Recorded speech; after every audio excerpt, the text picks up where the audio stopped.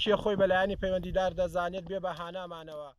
مختاری گوندی گلێجاڵی سەر بەناحەی بەمۆیە بێهیوا لە دەسەڵاتداران ڕوو لە خێرخوازان دەکات بەهانایەوە بچن، چونکە بەفر ڕێگای ناحیە و گوندەکانی سەر بە بۆمۆی داخستووە.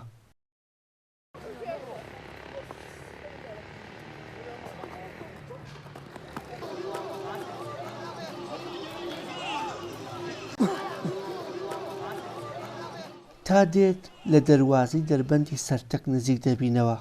پێچەوانی دیمەنەکانی پشتەنگەکە دیمەنی ڕووداوێکی تراژیدی ڕوبەڕوومان دەبێتەوە، چونکە دوا بەدوای ئەو بانگەوازەی مختاری گوندی گڵێجاڵ یەکێک لە خێرخوازەکانی دانیشتووی قەزای دەربەندی خان هەر زوو بەدەم بانگەوازەکەوە دەچێت.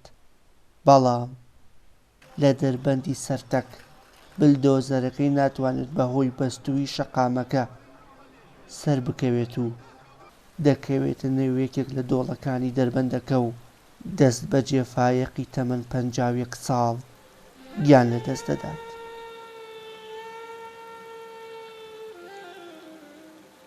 هەمووان باس لە جوامێری و لێبڕاوی فایق محەممەد دەکەن، چونکە لە ڕۆژێکی پشوو لە بری لایەنە ئیدارەکان بەهانای دانیشتوانی ناحیی بەمۆ و گوندەکانی چواردەوریەوە ڕۆی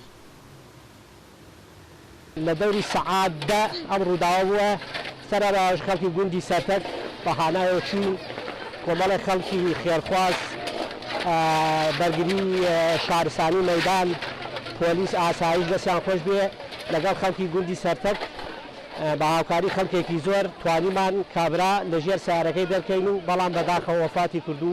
بۆ هیواداری خەمێکی بخرێت لە ڕاستییا و بەربەستەکەیە کە پێویستی بە ڕاگرێکە بکرێت بۆی تا ئێستا نەکراوە، یعنی تا ئێستا نەکراوە بۆ نەکراوە. ئیدارەی گەرمیان بەرپرسانی گەرمیان بەڕێبەری ناحیەی مەیدان ئەم ڕێگەبانە نابینن. ئەوە هەم خەڵکێکی زۆری گەشتیار هاتووە، یعنی لە ڕاستی ئەگەر منداڵێکیش پێی بخلیسکێت لە بەفرەکە ڕێک بەرە ناو چەمەکەیەوە بێتە هۆی بریندابوونی یا گیان لە دەستدانی. دوای 3 ڕۆژ بیلدۆزەرەکە دەرهێنرایەوە لە دۆڵەکە و چیرۆکی فایقیش وەک ئەو دەیان چیرۆکە تراژیدەی تر بووە قوربانی کەمتەرخەمەکانی حکوومەت.